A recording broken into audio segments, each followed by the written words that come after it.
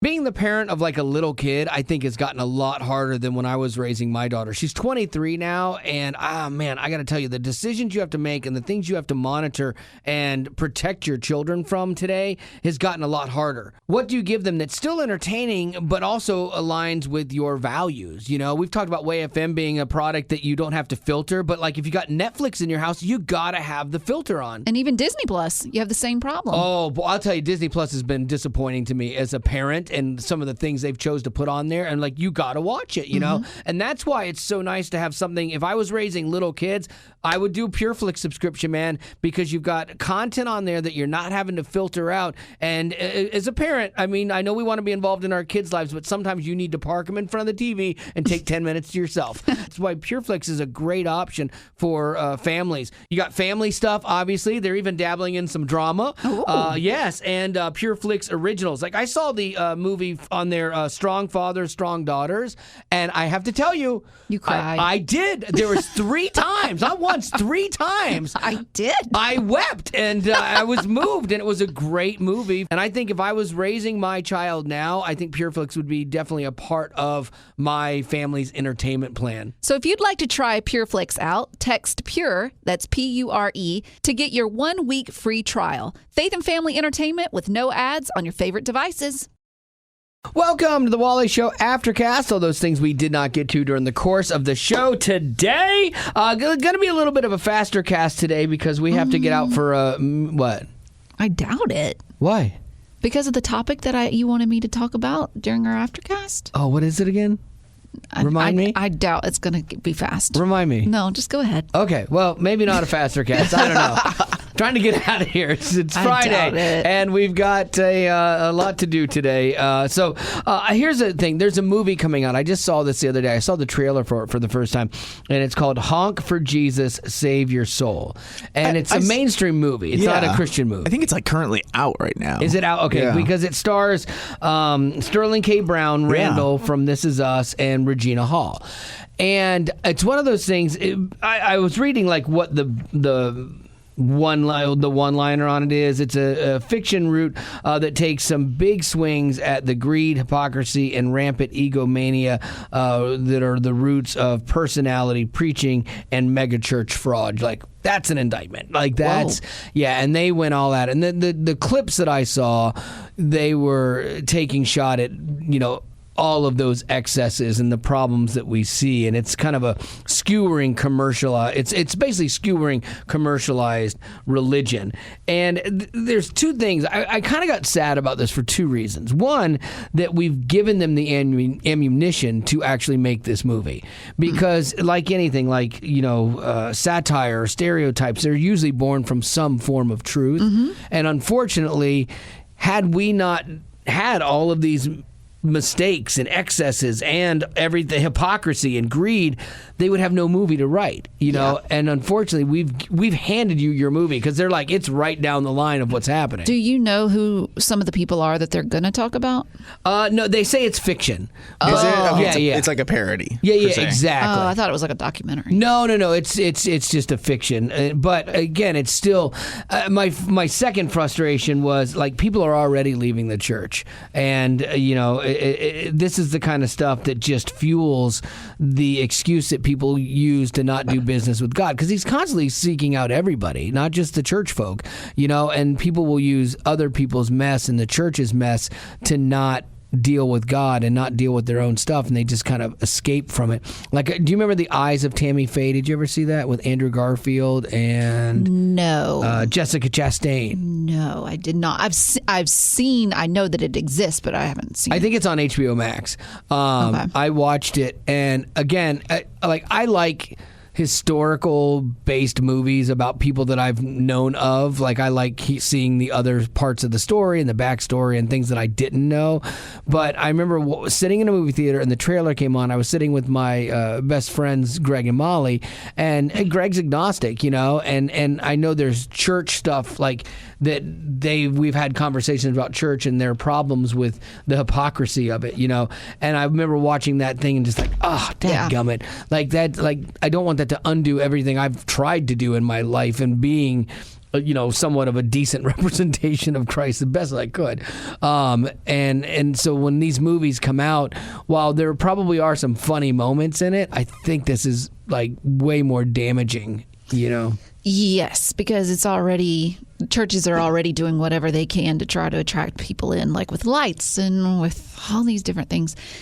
And sadly, what it is that we're very vocal about what we don't agree with, right? But we're not very vocal with our acceptance, our love, or despite your sin, we are here to love on you. And so, if you're going to constantly stand up and say what you're doing is wrong, what you're doing is wrong, and then you do it.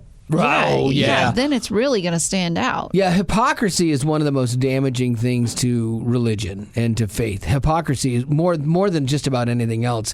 When you yell about it from the pulpit or wherever you are, and then you fall in that way, it's damaging. I remember a pastor saying, if you listen to what the preacher's really going after in the pulpit, odds are that's something that they're dealing with, and they probably have that in their life, and eventually they'll fall. And sure enough happened to him. And you're like, oh well, man. And I think about my dad. He worked for Jimmy Swaggart. Your dad did? Yeah, for a little while. What was his job? What was his job? Mail what? Mailroom. Oh.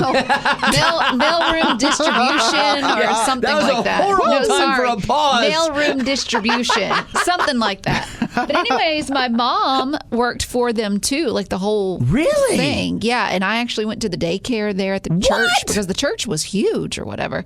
But my mom, I think, worked for the vice president, and my dad was in the mail distribution. That's things crazy. Like that. But they were there when the whole debacle happened with Jimmy Swaggart. So okay, now what happened with them? Were they like, we're out of here, or did they? Because I've been through a church thing that half the congregation was like, this is wrong, we need to stop it, and another half were like, we just got to forgive and move on. I think a lot of people, because he did apologize, and a lot of people stuck with him. I know. I don't remember if my parents. I know at some point they decided they were going to go to Nashville anyways, and so it was just part of it. But the thing with Jimmy Swaggart was there was a second time. Yeah, exactly. That's the thing. And so he lost. I mean, his reputation just went down the drain after that. That's like people are human and fallible, and they make mistakes. That's one of the things. I used to go to a church called Crosspoint here, and one of the pastors we had a moral failure in his marriage years before at another church, and had gone through the steps. He made it right with his wife. She was okay with it. They actually started, they wrote a book together and were trying to counsel people through this and show them that there can be life and a good marriage on the other side of this. And our church hired him. And I was really glad that we did, because it's easy to write somebody off and have them not ever be able to work in church again because, you messed up. And I don't think that's right. But I do think that there has to be accountability. There has to be steps. You can't just go, okay, I got caught, and then I'm going to just sit on the sideline for a few minutes, and then I'll start back in ministry. I think you have to have people in your life that are like, okay, no, this is the plan to restore you. You can be restored. God restores you instantly. But I think with people, you have to honor that hurt and that loss, and takes time to actually earn that trust back. Well, and also, too, there's so many documentaries out there about churches that did wrong. Like there's the one that was recent about the Way Down. We both watched that, and that one was crazy. Okay. And then there was another one about the bakers. I watched a whole documentary about the all of that. Hillsong one. Yeah, the Hillsong one. Like there's so. Tough. I think what it is people are looking to find those things. Like they're looking at churches to find the skeletons. So. We actually had Taya in, and we haven't run the interview yet. We're going to run it next week. She was with Hillsong, and I know no one's asking her about that Hillsong documentary because people they don't want to.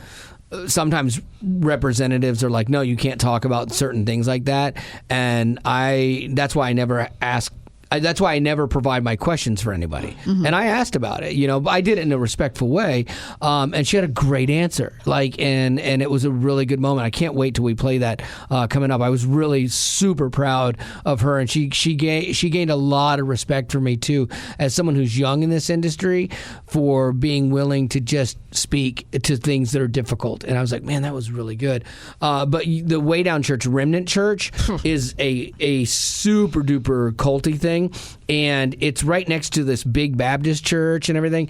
And I thought when Gwen Shamblin passed away, who was the leader of that church, and her husband, and again, there was so much messed up stuff. There's the documentary on it. You're like, oh, gee. I figured the church had just gone by the wayside.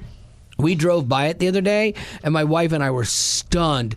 Parking lot full. I mean, full. And it's a huge parking lot, a big church, and there were tons of people there. And I'm like, oh, my goodness. Yeah, she texted me and told me that. Oh, did she really? Yeah, and I'm just shocked that the documentary didn't seem to hinder them. It probably emboldened them, because what happens is kind of like in cancel culture, when you go to cancel somebody, a lot of times the people that are supporters of that, it rallies them. And because you're being persecuted. We're being persecuted. So I guarantee you that documentary rallied the people that were in it and were like, okay, we're being persecuted. We have to stand for our faith. Because I know a lady that was in it, and she told me the stories behind it.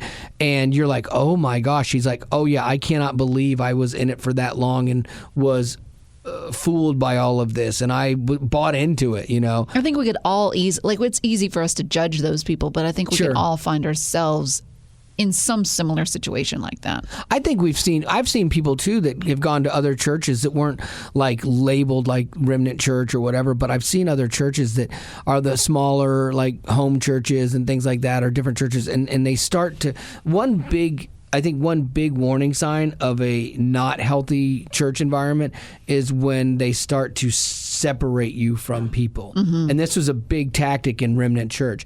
Like, these people don't know, and you can't be associated. And they're talking about your family, and people that don't believe like you believe, and so they isolate you. That isolation is a control tactic, and that in control is everything with cults. And that I think that's one of those big red flags that if you're ever at a place and they start going, well, maybe you should cut ties with your family. We're your family now, and you don't need to be around these people. Now, I get it if you're an alcoholic and you're coming out of alcoholism and they're saying, hey, you can't hang out with your old friends and go party like that. Like, I understand that. But when they're like, well, your friends are getting married, you can't go to their wedding because they don't believe like we do. Like, what? And that was one of the things they told this lady.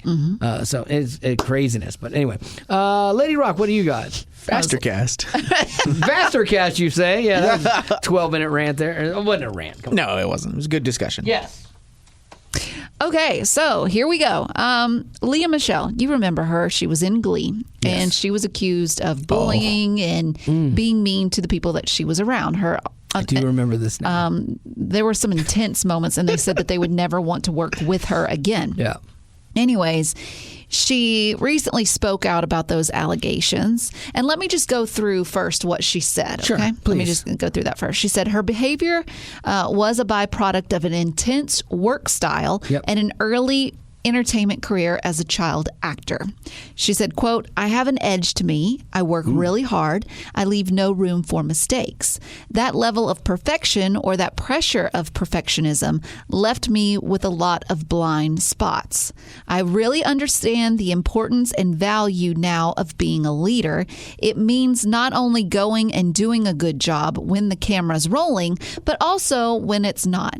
And that wasn't always the most important thing for me. She later added, quote, everyone here has been through a lot, and I just have to come in and be prepared and do a good job and be respectful of the fact that this is their space too. Their space too. Okay, I get that now. Yeah, that's a tough one for me. So the reason that I thought that this Aftercast was not going to be short was because recently, I can't remember if we talked about this in the Aftercast or not. We alluded to things. We didn't get into any detail. Okay, so we recently had a meeting where someone's feelings were hurt by what Wally had to say about something that they had done. I was critiquing work that I did I thought was substandard, and I was honest about it, but I was trying to be kind. I didn't just say you guys are dumb. Like, I have a level of perfection and a level of expectation, especially if I'm associated with it, that I want it to be, and when it doesn't match up with that, I think one of the worst things you can do is just go along and say, no, it's great. Everything's great. Because that doesn't help anyone get better, And so for me, literally everyone in the room went, yay! And I went, no, I don't think this is good. And then that started this whole thing rolling, and people going, well, you weren't at the meeting, so you just can't say anything now. Like, I couldn't be at the meeting, so why can't I say anything now? Like, now's when we can fix it. Yeah, and we had Pastor Chad in here earlier, and he was talking with you about it, and I feel like... Not officially. He just happened to be here. I want to stress that. There's friend-to-friend discussion. It wasn't not like on behalf of... Exactly. No. It wasn't that. It just came up. But I will say this, that you can tend to be direct about things. Right. And when you are direct, it can come across harsh. Yes. Oh, it's scary. That's true. And so there is no beating around the bush.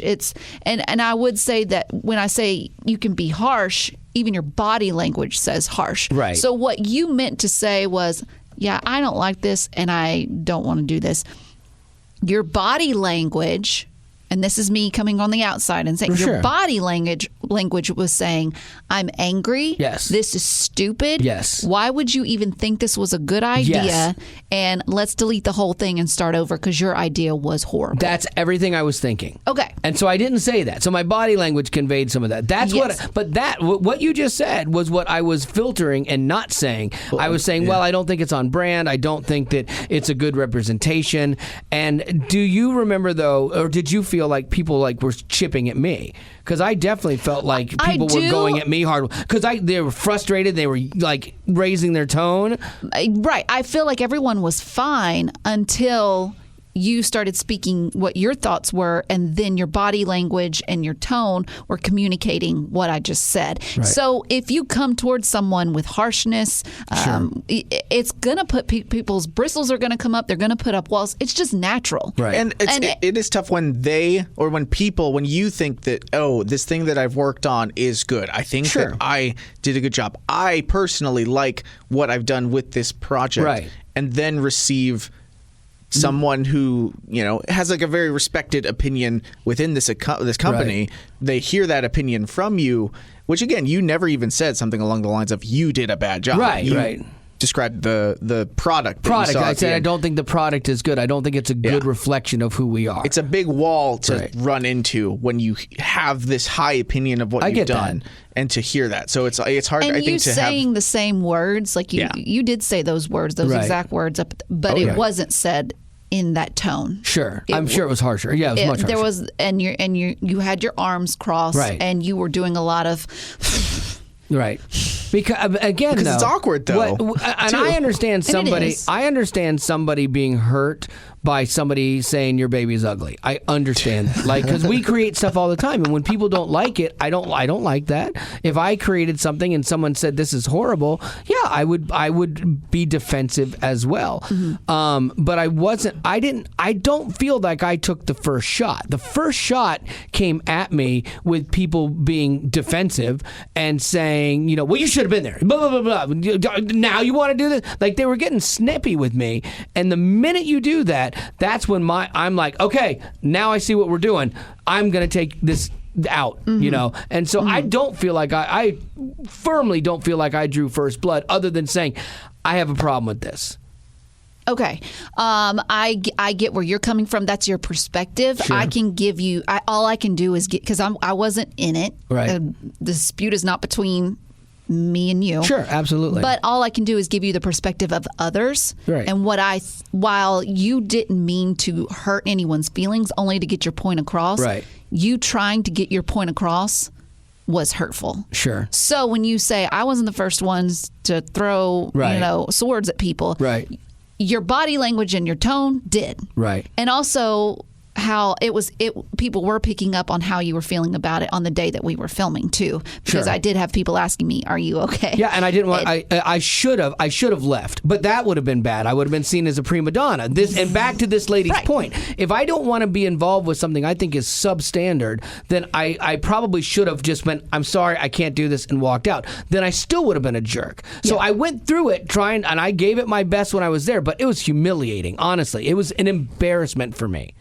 Okay, and see how you're doing that, how you came across. That's how I felt like you were coming across. That was my upstairs. tone upstairs. Yeah, that was my tone upstairs. And so when you have that tone, if someone comes, like you're like saying, "Oh, I'm excited about this." Right. But if I came to you and I said, "I can't stand what you just did. Right. That is terrible, Right. and it is disgusting, and I want you to take me out of it." Humiliating is a hard word to hear. It is. Yeah, it's a hard word. If I came to you with that tone and that kind of body language, you would bristle. Sure. Absolutely. And you'd be like, well, because at the end of the again, like I understand. It's about delivery, I suppose. No, that's true. I understand that people get labeled as difficult to work with or prima donnas sometimes when they're pushing for good work, and I understand that, and I take that.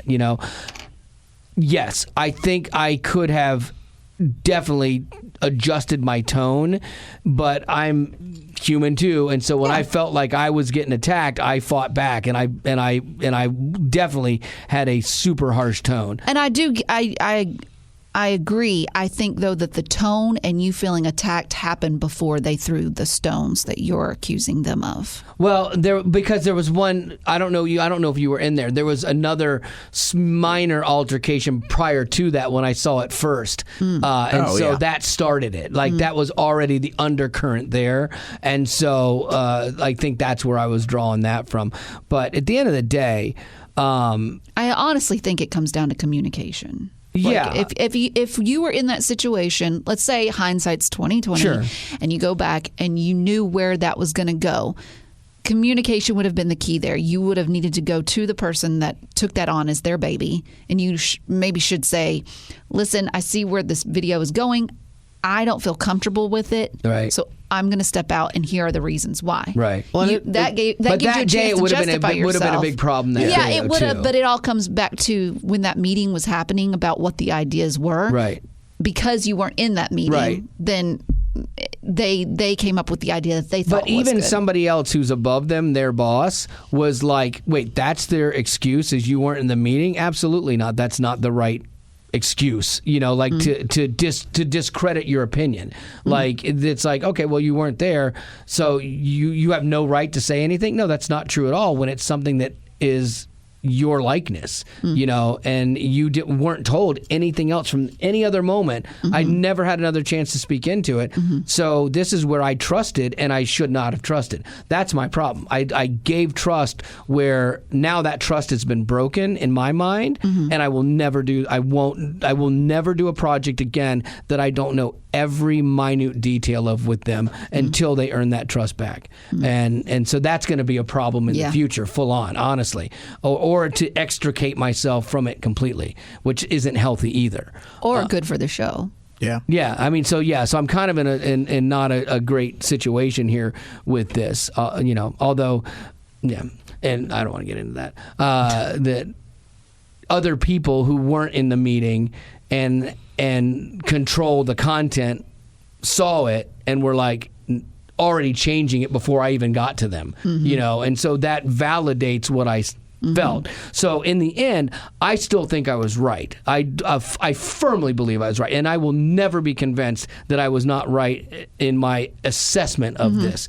But I do agree with you. Like I get caught up in the moment sometimes, and I don't handle myself. I just handle myself super direct and chippy, and not like sweet or kind, and so I definitely can work on that. And that was all human too. In my mind, like that whole situation on both sides was very human response. Exactly. It's not like you had time to prepare. We're also not saying that we wouldn't have handled it any better, because we're not. What's super interesting though is Betty, because Betty's a 9 and Betty wants everyone to get along, and Betty has a good sweetheart, and so sometimes. Most of the time it's a little black. It depends. Depends on the week. Depends if she's been fed. Yeah.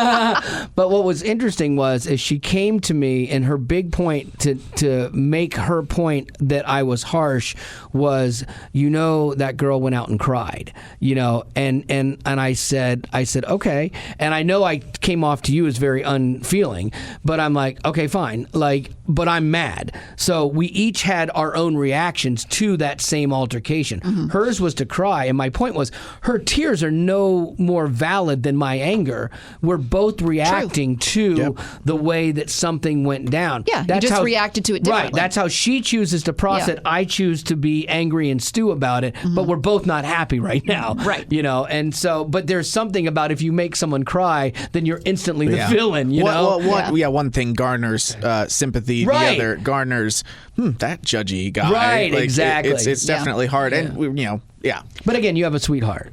Well, I'm not sitting here to say... you're judging me. Well, and that's where I'm going to go.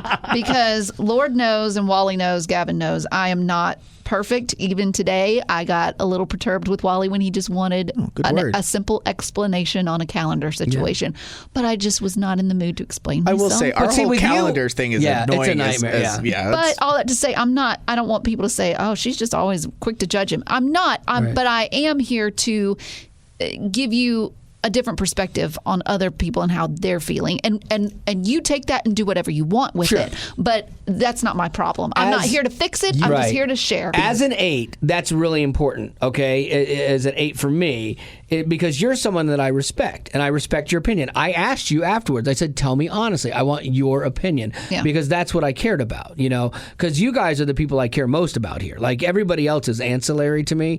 Like they can affect my job, but not nearly the way you two can.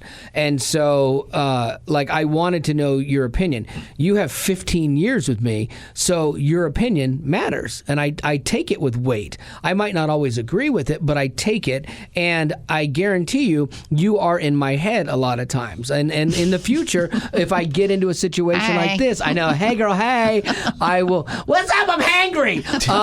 I will probably hear your voice and hear this time and this incident in my head replaying, and hopefully make better choices with my tone, and so, but the important thing is for the 8 is you say, here's the information, you do you. Like, I'm not telling you what to do because I'm not you, and I don't sit in your chair, and I'm not wired like you. And so this is something that I think might be able to help you. If you want to take it, great. If not, no worries. We're still friends. Like, that's the best way to handle me, which is what you did, and that's a good way to handle an 8 for sure, if you're an Enneagram. What are you... Let me implode. Well, what are we going to do now? How are we problem solving this? We move on like it didn't happen. Yeah, absolutely. Absolutely, that's what you do. The next round of whatever the next project is, and the way that everything is handled, whether it's meetings, the direction of projects, like that's the way that you measure what just happened this week or last week. We don't have to talk about it. We just see if anyone learned a lesson, myself included. And so next time there's a meeting about creative, okay, I'll make sure that I adjust my schedule and I'll be there. And then we'll see how that goes. And then if the project comes together and it goes well, and that's great. Like, it's the rule I always told my daughter when she was young. Sweep it under the rug? No. When there's altercations and stuff with people at school or what have you, and you're walking on eggshells around them, I said, it's only awkward if you let it be awkward. Like if you hide from them or you see them coming down the stairs and you go the opposite way, then it's awkward. But lean into it, man. Like lean into that awkwardness. If they want to be awkward with it and think there's a problem, that's on them. You just do you, and that's that kind of thing here. Hey, man, that was a day. That was one day out of a billion days that we're going to have here, and we move forward. That was one thing that you told me super early on when I was here, was that you are like very capable of burying the hatchet. Yeah, I can put stuff certain behind. Things are done, as long as it's buried the hatchet, because the person who did something in a not so great way starts performing better. Yeah, absolutely. Like I can write people off super quickly, but when somebody comes to me and goes, "Man, I messed up," and I go, "Okay, that's cool," and they're making the steps to do it right, I have a lot of grace, and I hope, and because I've had to do that a lot in my life, I've had to go to people and go, I messed up, and I need your grace. So what about in a situation where you don't think you're wrong and the other person involved doesn't think they're wrong? That's where we just keep going. Like that's where you just keep creative working. Work. Exactly. That's the thing. Creative work is hard because you have winners and losers, and it's very personal. I know. In my head, I walk away from this because the person who has final say-so knew it wasn't good, redid it on their own, re-edited it and stuff, and then cut around me as much as possible. And I go, I'm good with that. Like, that's all I need out of this. Because I know in my soul what needed to be done, and it was done. And so I don't have to worry about it. Okay. I will also say, there's a part of me that, like, with this project going out, I do, because I watched a little bit of it. I didn't see myself in it because we did a lot of dancing in this one. Yes, my stupid knee still hurts from when we filmed this thing on Monday. Literally, like, we did it. I danced hard. It was great. And then I was like, my knee kind of bothers me the rest of the day. It's like 4 days later, and I'm still getting out of my chair every time going, ugh. Gavin's the only one to get hurt at the video shoot. Yeah, it's so dumb. Oh, it's so good. All right, well, we got to hustle because we got birthdays and weekend plans. Snap. And we have to do a Flashback Friday. Yes. So birthdays, go. Only one. Lauren, she's celebrating a birthday today. She said, I'm turning 29, and this is my 4th year teaching middle school math. Oh, God bless you. Math. She said, I try to make math fun for my students. I don't even know how that's possible. Please bring back iPod Roulette. Oh, I know. That was my favorite segment. Betty is the best. Hey. Well, let me see. iPod Roulette was a great segment. I do love that. And Snap Judgment. Those were two of my favorite segments we did. Snap. I know. Snap will be coming back soon. Yeah. I hope. Okay, so since we're running behind, do you want to just go to Weekend plans. Everyone's got the weekend plans. All right, my weekend plans are going to be sweating a lot. I am finishing my deck, and I take such pride in when I do something and I look at it and I build it and it comes out right. I will stand there and I will stand on that deck. I will probably sleep on that deck this weekend. You're like a dad who's just finished mowing some grass, and you just sit there and stare at it. After I got my riding lawnmower and I mowed, I just sat there on my mower and just stared. I'm like, this is so great. Tell me the name of your lawnmower again. Right now it's Oz Fox. I posted it, and so many people had different ideas. Oh, we should do a segment on that. Yeah. Oh, okay. Well, let's do a segment on that next week then. Please remind me. Okay. And I'm going to do some grilling out. Man stuff. Yeah, man stuff, and that's it. Gavin, what are you doing? Parents are coming not into town this week, so my mom flies into town tonight because my dad was teaching some class outside of Knoxville for the Air Force all week. So we are picking mom up tonight at the airport. Tomorrow morning, we're driving to Gatlinburg to see my dad. We got a cabin for the weekend, so a little bit of relaxation, no dog, so I get to sleep in for a couple days. Are your siblings going to be there? No. So just you and your parents? Yeah, just me. Oh, that's great. Me, Haley, mom, and dad. That's that's the first time that's ever happened. I haven't thought about that. That'll be fun. Hit them up for money when the other siblings aren't around. Oh, my God. Yeah, that's what you do. That's how you do it. To be honest, I filled my gas tank up. Yeah. Not fully yesterday because my mom and dad were like, "Hey, we'll take care of gas this weekend." I was like, "All right, I'll listen to that." He had just enough gas to get home. I'm so cheap, though. Wow, that's a good expensive thing. Lady Rock, weekend plans. Tonight we are celebrating Knick Knack's birthday. Oh, okay. So I thought you already did. Nope, we're going. Well, that was just us, but now we're having a bunch of people, and we're going to go do an escape room. Nice. And we're going to go eat Mexican, which I'm so excited about. I would do the escape room first because the last thing you want to do is eat Mexican, then get trapped in a room. Great fun. And then after that, on Saturday, I'm going to sleep in, and then I have to go to a birthday party at 4:30. So I'm going to do that for friends. Super excited. Sunday's church. Monday. Woo! 3-day weekend. Monday. I don't have any plans for Monday, and I'm super stoked about it. Oh, for sure. All right. Well, then that's going to do it for our Aftercast. And as always, thanks for being a potty. And again, as Betty Rock just mentioned, no Aftercast or podcast on Monday, but we will be back on Tuesday.